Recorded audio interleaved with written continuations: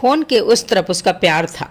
Hello, ये सुनने के लिए उसने वर्षों काट दिए थे, परंतु फ़ोन के इस तरफ उसका स्वाभिमान था, उसकी वर्षों की प्रतीक्षा थी। उसने फ़ोन काट दिया और धम से कुर्सी पर बैठ गई। हर व्यक्ति के जीवन के बसंत की एक कहानी होती है। जब वहाँ एक मोड़ सुखद होता है तो जीवन सुखों और फूलों का हिंडोला लगता है, परंतु एक गलत कदम सर्वनाश का कारण बनता है। फिर एक अंतहीन इंतजार और बस तरफ। कैसे कैसे दिन देखे हैं शोमा ने उसके लिए। उसने अपना सारा जीवन होम कर दिया, वही उसे ठोकर मार कर चला गया। समाज की नज़रों में या यूं कहे उसे खुद की नज़रों में चरित्रहीन बना गया। हर कदम पर अपने सौमित्र को बचाया। दुनिया की 100 बातें सुनी, गालियां सुनी, परंतु उसने सौमित्र को बचाया। दरिद्र बेसहारा सौमित्र को उसने हर तरह से देखभाल की, यहाँ तक कि अपने पॉकेट खर्च से उसके कपड़े सिलवाए, कोचिंग फीस भरी, परंतु बदले में क्या मिला उसे? अपमान, तिरस्कार आदि आदि। नहीं याद करना चाहती वह, परंतु आज के कॉल का क्या करे। 1000 परतों में दबाए जाने के बावजूद सच सामने तो आने को तैयार था। सौम्या अतीत की गलियों में भटक रही थी। पिता की बेहद लाडली 3 भाइयों की इकलौती बहन माँ के अक्सर खींच का शिकार हो जाती। बिगाड़ो ईशो, एक दिन नाक कटा कर जाएगी। पिता बोलते, नाक कटाने के लिए नहीं आई है, नाक ऊंचा करने के लिए आई है। परंतु सोमा ने पिता की नाक कटा दी। 18-19 साल का अल्हड़ उम्र प्यार का मतलब नहीं समझता। उसके ऊपर सौमित्र के प्यार ऐसे परवान चढ़ा कि उसने अपने पिता का प्यार, भाइयों का लाड़, माँ की झिड़कियाँ, सब कुछ भुला बैठी थी। उन गलियों को भुला दिया जिनको कभी वह अपने पिता के कंधे पर बैठकर तय करती थी। भाइयों का रक्षाबंधन, भाई दूज का टीका, सब कुछ उसमें खो गया था। एक मरीचिका के पीछे वह दौड़ रही थी, जिसने उसे एक अंतहीन रेगिस्तान में ला पटका था, जहां उसका कोई सहारा न था। न पिता की छाया थी, न भाइयों का स्नेह सुरक्षा थी। था तो केवल बालू, जिसमें जरा भी नमी नहीं रहती। रिश्ते हमारे जीवन की रूपी वृक्ष को सींचते हैं, तभी तो वृक्ष पल्लवित और पुष्पित रहता है। जमीन नमी से युक्त रहती है। सौमित्र से ठोकर मारकर चला गया। पेट से 3 माह का बच्चा, एक राजकुमारी जिसने कभी कीचड़ में पैर भी न रखा था, अब वही उसके जीवन का सहारा था। उसने किन किन गलीच गलियों में कदम न रखा जब वह कस्बे से भागी, और जिस ट्रेन में वह चढ़ी थी संजोग से दुर्घटनाग्रस्त हो गई थी। बहुत से लोग काल के गाल में समा गए थे, परंतु वह बच गई थी। परंतु उसने अपना बैग और पहचान पत्र वहीं छोड़ दिया था, और अखबार और न्यूज़ चैनलों में उसका नाम मृतक की सूची में आ रहा था। उसने संतोष की सांस ली थी। दुर्घटना स्थल से थोड़ी दूरी पर बसें जा रही थी। उन्हीं में से एक बस में सवार होकर वह जालंधर के बदले मुंबई के डॉक्टरेट इलाके में आ गई थी। कस्बे के विख्यात डॉक्टर के रूप में शोमा के पिता की पहचान, और वे चाहते थे कि कुशाग्र बुद्धि शोमा भी डॉक्टर बने। 12वीं की परीक्षा के बाद नीट की तैयारी के लिए शहर की एक बड़ी कोचिंग में पिता ने बहुत सी हिदायतों के बाद नामांकन कराया था। तीनों भाई बड़े शहरों में डॉक्टरी की पढ़ाई कर रहे थे। कोचिंग में ही सौमित्र से उसकी भेंट हुई थी। वह पढ़ाई में काफ़ी अच्छा था। उसकी मासूमियत और मोहक स्वरूप शोमा के दिल में घर कर गया था। परंतु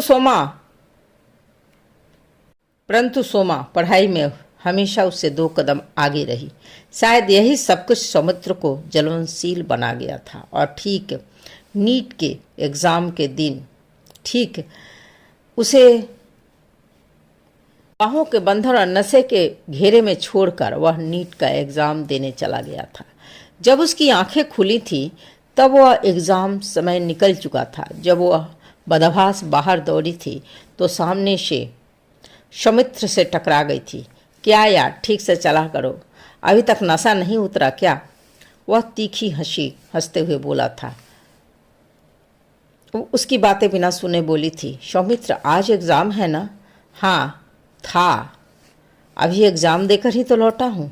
क्या तुमने मुझे उठाया क्यों नहीं? शोमा ने पूछा। तुम तो नशे में बेसुध थी। नशा? मैंने नशा कब किया? वह झल्ला कर बोली।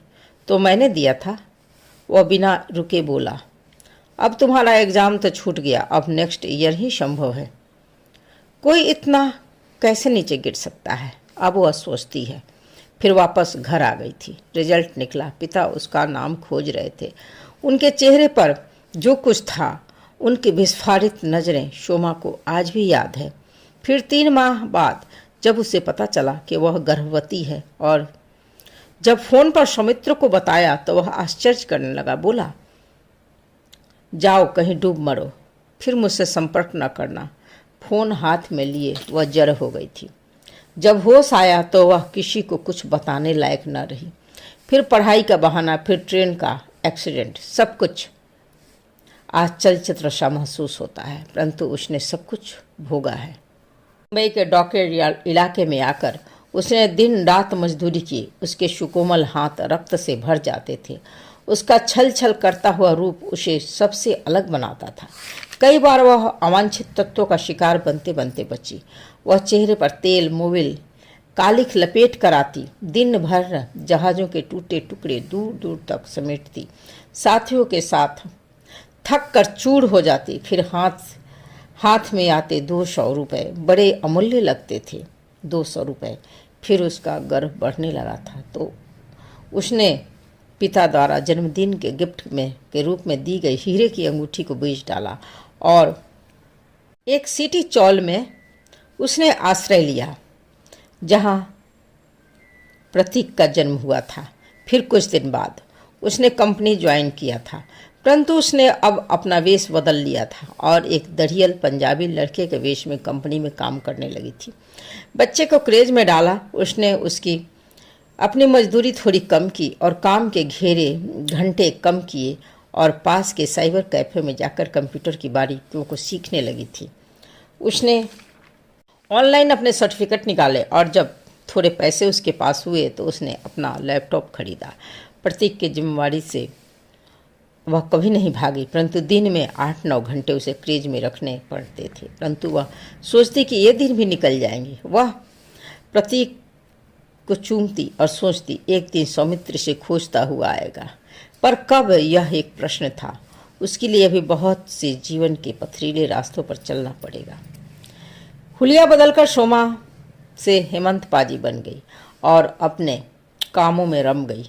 अब वह डॉकयार्ड में अपने कामों के लिए जानी जाने लगी। उसने उन कामों को किया जो केवल एक पुरुष ही कर सकता था। बड़ी मशीनों की देखरेख, उनके कल पुर्जों की देखभाल, पुराने जहाज़ों को मजदूरों द्वारा तुड़वाना, नई की बारीकियों को सीखना। एक तरह से वह अपने काम में इतनी पारंगत हो गई कि नए बहाल हुए सीनियर भी उससे कामों के बारे में सलाह मशवरा जरूर करते। लोगों की नज़र में उसका सम्मान बहुत बढ़ा हुआ था। फिर भी कभी कभी कोई उसके मर्म स्थल को छेद कर देता। उसकी सपनीली आँखें और उस हल्का तंबई स्किन और बहुतों को आकृष्ट कर डालता। सहयोगी पुरुष उसे छेड़ ही देते और उसका चेहरा कभी कभी रक्तवर्ण हो जाता। सबों से तो वह बच जाती, परंतु श्याम वर्ण नए सीनियर स्टाफ की नज़र से वह बच नहीं पाई। उसने टोक ही दिया था, मैं सब समझता हूँ, स्त्री होना अपराध नहीं है। जिन कामों को आप कर रही हैं वो आपके लिए गर्व की बात है, कंपनी के लिए गर्व की बात है। आप अपने वास्तविक रूप में ही आओ और अपने सम्मान की रक्षा करना खुद ही सीखो। हृदयनाथ की बातों को उसने गंभीरता से सोचा, लेकिन वह अपनी उम्र का क्या करे। हृदयनाथ ने उसे एक सुरक्षित घेरे का आश्वासन दिया था। फिर उसने शादी कर लिया था उससे। प्रतीक को भी पिता का प्यार मिला, सुरक्षा मिली, लेकिन वह अपने कामों में इतनी परफेक्ट थी कि हृदयनाथ ने उसे कामों को कंटिन्यू करने की इजाज़त दी। धीरे धीरे वह कामों की बारीकियों में इतनी बार एक्सपर्ट हो गई कि कंपनी से कुछ स्टाफ को मैकेनिकल इंजीनियरिंग की पढ़ाई खुद अपने तरफ से कंपनी करवाती थी। उसमें उसका चुनाव हो गया। वह बहुत खुश थे। हृदयनाथ भी उसके साथ था। उसने कहा कि मैं तुम्हारे जीवन की सफलता के मार्ग में कभी नहीं आना चाहता। मैं प्रतीक को संभालूंगा। इंजीनियरिंग में उसका एडमिशन हो गया। चुनौती भरे दिन थे। सप्ताह के 4 दिन कॉलेज में होती और 3 दिन कंपनी में आकर खटती। एक मशीन से जिंदगी उसने जिया, अपनों से दूर। पर हृदयनाथ और प्रतीक उसके सहारों का सहारा बन बैठे थे। पर समय निकला, पर इस समय वह कुंदन बनकर निकली। पढ़ाई समाप्त होने के बाद उसे कंपनी में बहुत बड़ा पोस्ट मिला। आय साल के 10 अंकों में थी। पीछे मुड़कर देखने का प्रश्न नहीं उठता था। कहा जाता है कि जिससे तुम प्रेम करते हो उससे विवाह कभी मत करो, पर तुमसे जो प्रेम करता है उससे जरूर विवाह करो। हृदयनाथ सोमा से प्रेम करता था और सोमा आज सुखी थी। प्रतीक के 5 पूरे होते होते ही हृदयनाथ ने उसके स्कूल की व्यवस्था की और वह समय के साथ उस डॉकयार्ड कंपनी में प्रमुख पद पर आ गई। पैसों की कोई कमी न रह गई।